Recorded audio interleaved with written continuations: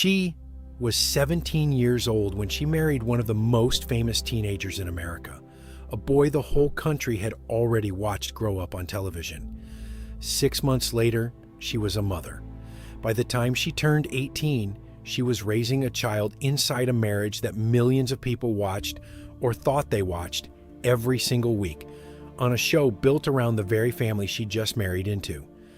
What came after that fairy tale beginning was a divorce so bitter it dragged through the courts for years, a custody fight over her own youngest son that eventually turned her against her own brother,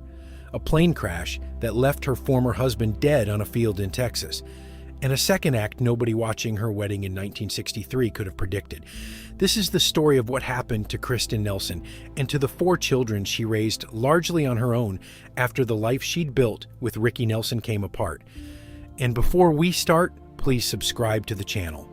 America's favorite teenage bride, Kristen Harmon, was born into a household that was already, in its own smaller way, a kind of American royalty. Her father, Tom Harmon, had been a Heisman Trophy-winning football star turned sports broadcaster, a man whose own college gridiron heroics had once made him a household name in his own right, celebrated enough in his day that a Hollywood film was loosely based on his life. Her mother, Elise Knox, had been a working actress in the 1940s, appearing in a string of films before stepping back from her own career to raise her family. Her younger brother, Mark Harmon, would go on to become one of television's most recognizable leading men decades later, eventually starring for years in one of the longest-running procedural dramas on American television, and her younger sister, Kelly, would also spend time acting and modeling. Kristen herself attended Marymount, an all-girls Catholic school in Bel Air, alongside other children of famous families, including a young Mia Farrow, who became one of her closest friends during those years, the two of them navigating the strange combination of ordinary teenage life and inherited celebrity together. In 1963, at just 17 years old, Kristen married Ricky Nelson, the teen idol turned rock and roll star who had grown up, quite literally, on national television as part of The Adventures of Ozzie and Harriet, a sitcom built around his own real family, in which Ricky had played a version of himself since he was a small child. Ricky's parents, Ozzie and Harriet, and his older brother David were already fixtures in American living rooms by the time Ricky brought Kristen into the family, and the show itself had, for over a decade, blurred the line between the Nelsons' actual lives and the wholesome version broadcast into homes across the country every week. Kristen gave birth to their first child within 6 months of the wedding, a daughter named Tracy Christine Nelson, born on October 25, 1963. 4 years later, on September 20th, 1967, Kristen gave birth to identical twin sons, Matthew Gray and Gunnar Eric Nelson. A fourth child, a son named Sam Hilliard Nelson, followed on August 29, 1974, completing the family. By most accounts, the Nelsons in these years looked from the outside like a genuine extension of the wholesome, all-American image the Ozzie and Harriet show had spent over a decade building. The series itself, which had begun as a radio program in the 1940s before moving to television, had run continuously since 1952, meaning Ricky had essentially never known adult life outside the cameras his own family had invited into their home. Kristen, marrying into that world at 17, found herself thrust into a version of domestic life that was simultaneously private and, thanks to her husband's fame, endlessly a subject of public fascination, with magazine profiles and fan interest following the young couple from the very beginning of their marriage. Behind that image, though, Ricky's music career was pulling him onto the road for long stretches at a time, and the marriage itself was, by most accounts, already showing serious strain well before either of them said so publicly. The divorce that turned ugly. By the late 1970s, the marriage between Ricky Nelson and Kristen Harmon had become, by most accounts, genuinely difficult, with sources differing on exactly when the split effectively began, somewhere between 1977 and 1980.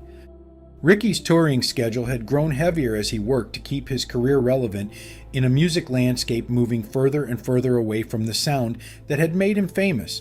and Kristen, left at home for long stretches with 4 children, had by her own later admission begun struggling with her own drug and alcohol use well before the marriage formally ended.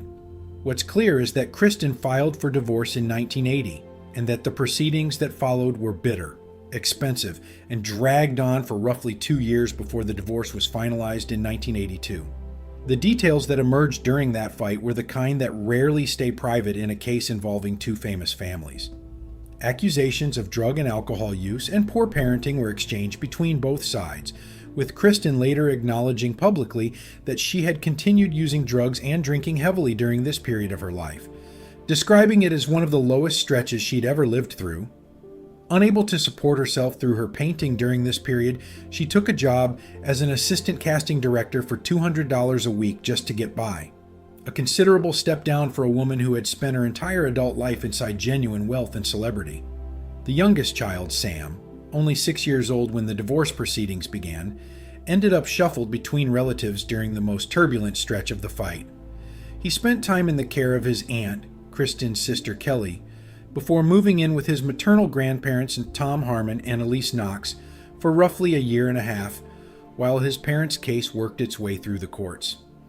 By the time the divorce was finalized in 1982, Kristen had regained custody of all 4 children, a temporary court order that was made permanent once the case concluded, though the toll the fight had taken on the family, and particularly on young Sam, was already becoming apparent. It's worth sitting with that for a moment. A little boy not yet old enough to fully understand what a divorce even was, passed from relative to relative while the adults around him fought over exactly the same question that would come back, even more painfully, just a few years later. Ricky himself in these same years was fighting a different kind of battle. Having spent the 1970s watching his once massive teen idol fame fade as musical taste shifted toward newer sounds, he found himself playing smaller venues than he once had, working steadily but without the commercial dominance that had defined his earlier career. By most accounts, the pressure of trying to rebuild that career while also fighting a bitter, expensive divorce contributed directly to the grueling touring schedule he kept in the years that followed, a schedule that would eventually put him on that DC-3 in the first place. The night the plane went down. By 1985, Ricky Nelson's music career had found a genuine second wind, buoyed in part by a resurgence of interest in his earlier catalog, and he was touring heavily to capitalize on it, averaging, by some estimates, roughly 250 nights on the road each year with his band, the Stone Canyon Band. He had also, by this point, purchased his own aircraft, a 14-seat Douglas DC-3 built in 1944 that had previously belonged to Jerry Lee Lewis, a plane that mechanics would later document as having a history of problems in the months leading up to that New Year's Eve, including an unscheduled emergency landing earlier that same year after in-flight trouble.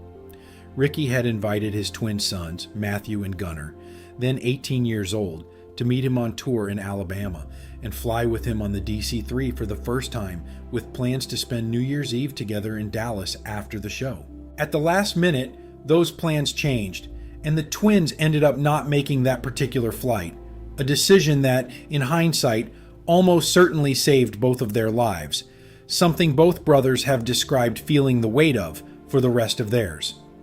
On the evening of December 31st, 1985, the DC-3 caught fire mid-flight, apparently from a malfunctioning cabin heater, while traveling from Gunnersville, Alabama, toward a scheduled show in Dallas. The pilots attempted an emergency landing near DeKalb, Texas, but the aircraft went down short of any runway. Ricky Nelson, his fiancée Helen Blair, and 5 members of his band and road crew were killed. The 2 pilots survived. Ricky was 45 years old. Matthew learned of his father's death from the radio. Gunnar saw it break on television. By most accounts, neither of them was notified directly by a family member first, a detail both twins have said stayed with them for the rest of their lives, describing the disorientation of finding out about their own father's death the same way any stranger might have. When Ricky's will was made public weeks later, it left provisions for his 4 children, but specifically excluded Kristen, his former wife, with no public explanation given for the omission, one final quiet postscript to a marriage that had already ended in so much bitterness. Before we get to the custody battle that would tear through this family just 2 years later, and to how each of the 4 Nelson children eventually turned out, it's worth hitting subscribe and tell us from where you're watching this vide. Now, back to the Nelsons. Brother against sister.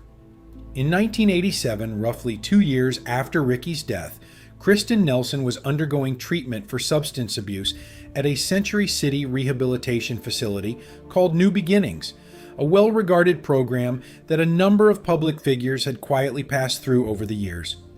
It was during this stretch that her own brother, Mark Harmon, by then a rising television star himself, and his wife, actress Pam Dawber, best known for her role on Mork and Mindy, petitioned a court for custody of Kristen's youngest son, Sam, then 13 years old, arguing that Kristen was not capable of providing adequate parenting while she remained in active treatment.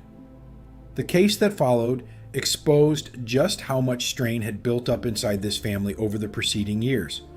Sam's own psychiatrist testified during the proceedings, describing the 13-year-old as portraying his mother as something like a dragon, complaining of her mood swings and describing how she had, at times, kept him separated from his siblings. It was the kind of testimony that, whatever the underlying truth, made painfully clear just how much a child caught between two feuding branches of his own family had absorbed, and how uncomfortable it must have been for a boy that age to have his private complaints about his own mother read into a court record for lawyers on both sides to argue over. Kristen did not take the custody challenge quietly. In the course of the dispute, she made allegations of cocaine use against her sister-in-law, Pam Dawber, allegations serious enough that Mark Harmon ultimately withdrew his custody petition rather than continue pursuing it in open court.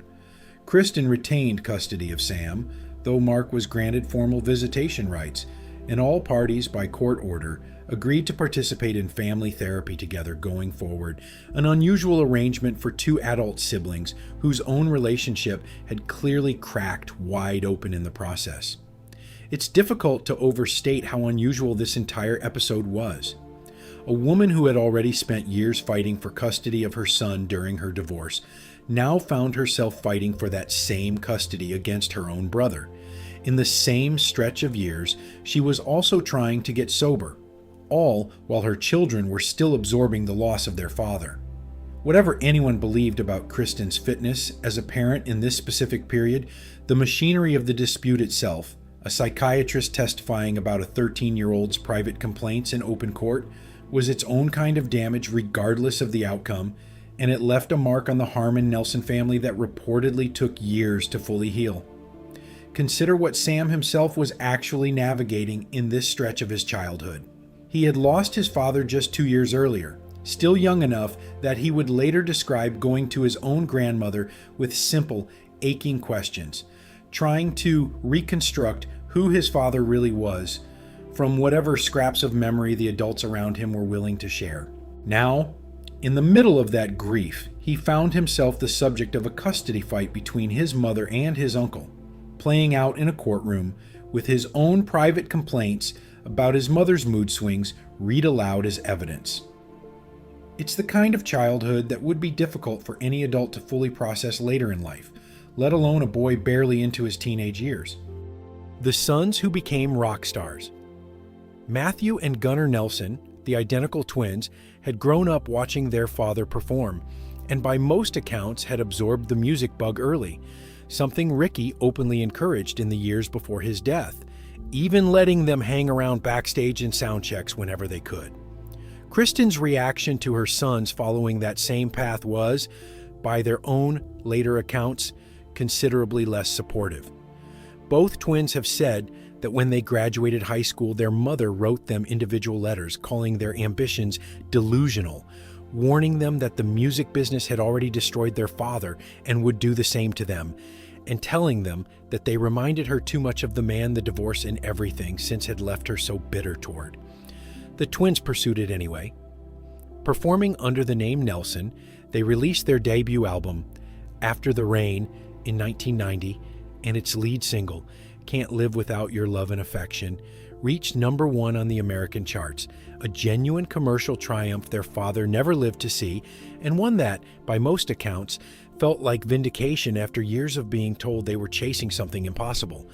Their grandmother, Harriet Nelson, by contrast, embraced their success wholeheartedly, later telling an interviewer she considered the twins her pride and joy, and describing how at home she felt visiting the set of their music video shoots